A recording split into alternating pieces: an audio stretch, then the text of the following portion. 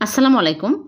সাবুদানার এই মুখরোচক নাস্তাটি এতটাই মজার হয়, আপনারা অবশ্যই একবার বাড়িতে তৈরি করবেন। খুবই টেস্টি হয় আর খুবই সহজ বানানো। মাত্র ৫ মিনিট হাতে সময় থাকলে এই নাস্তা বানিয়ে চায়ের সাথে খেতে পারবেন। খুবই মজার হয়। আশা করছি আপনাদের ভালো লাগবে। তাহলে চলুন বেশি কথা না বাড়িয়ে শুরু করি।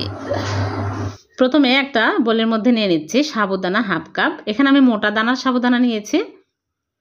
এখন আমি এর মধ্যে দিয়ে দিচ্ছি একটা ডিম ভেঙে। এখানে আমি বড় সাইজের ডিম নিয়েছি। ডিম দিয়ে আমি ভালো করে নেড়েচেড়ে মিক্স করে নিব। আপনারা চাইলে ২টা ডিমও দিতে পারবেন। ভালো করে মিক্স করে আমি ঢেকে রেখে দিব ১০ মিনিট। ১০ মিনিট পর আমি ফিরে আসলাম। দেখুন সফট হয়ে গেছে। বেশি নরম করা যাবে না, তাহলে এই নাস্তাটা ভালো হবে না। একটু আস্ত আস্তই থাকবে। এখন আমি একটা বড় বোলের মধ্যে নিয়ে নিচ্ছি, মাখতে সুবিধা হবে এজন্য। ছোট হয়ে গেছে। এখন আমি এর মধ্যে দিয়ে দিচ্ছি পেঁয়াজ কুচি হাফ কাপ।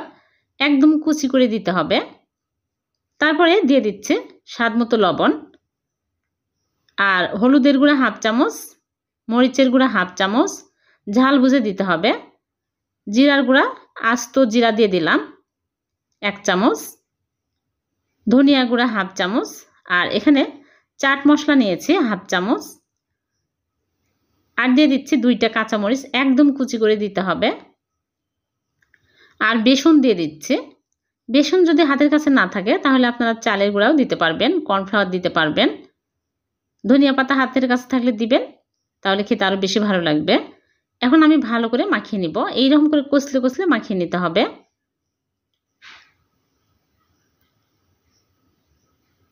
খুবই টেস্টি এই নাস্তাগুলো।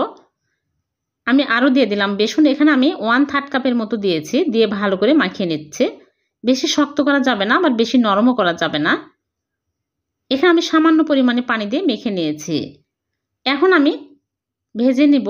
এজন্য আগে থেকে এই চুলায় প্যানে তেল দিয়ে তেল গরম করে নিয়েছি। এখন এইরকম করে আমি বড়ার মতো করে দিয়ে দিচ্ছি। হাতে তেল লাগিয়ে নিতে হবে, যেহেতু আঠালো হাতের সাথে লেগে আসবে। এইরকম করে বড়ার মতো করে সবগুলো দিয়ে দিচ্ছি।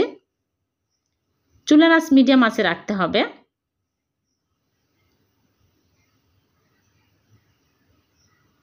সবগুলো দিয়ে আমি উল্টে পাল্টে ভেজে নেব।